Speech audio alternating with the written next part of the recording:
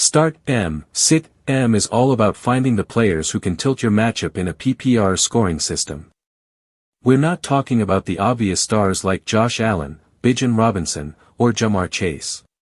Instead, it's about those names who might swing from surprise hero to lineup landmine. One name to circle this week is Hollywood Brown. He was the most targeted wideout in Week 1, and with Xavier Worthy sidelined, that workload should remain heavy. Facing an Eagles secondary that didn't look sharp against Dallas, Brown has the chance to deliver again in what could be a high-scoring matchup. Another player to keep in your lineup is Devonta Smith.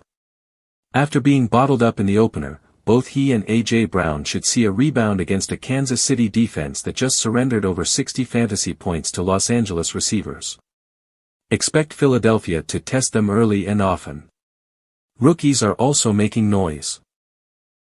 Emeka Egbuka exploded for 2 touchdowns against Atlanta, showing big play ability and strong usage. Even in a tougher matchup with Houston, he belongs in that WR2 or flex spot. Ricky Pearsall is another worth starting, with San Francisco's injury situation making him one of the few reliable options left in the passing attack. And Keenan Allen continues to prove that his chemistry with Justin Herbert is alive and well. After nearly 20 fantasy points against Kansas City, he now faces a Raiders team he's historically dominated. There are other solid flex plays too. Jeudy against the Ravens, Jaylen Waddle versus the Patriots, and rookie Marvin Harrison Jr. against the Panthers all have the matchups and roles to pay off. On the flip side, some names should give you pause.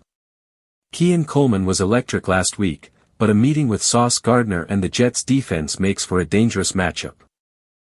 Pittman Jr. also draws a tough test against Patrick Surtain and the Broncos, a secondary that rarely allows perimeter receivers to thrive.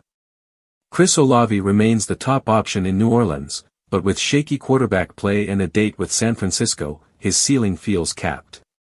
Calvin Ridley's chemistry with rookie Cam Ward is still developing, and facing the Rams secondary doesn't help. And then there's Stefon Diggs, steady but limited coming off injury and working in a Buffalo offense still trying to find a true identity. So the message this week? Ride the hot hands in favorable matchups, but don't chase points from last week when the defensive test gets a lot tougher.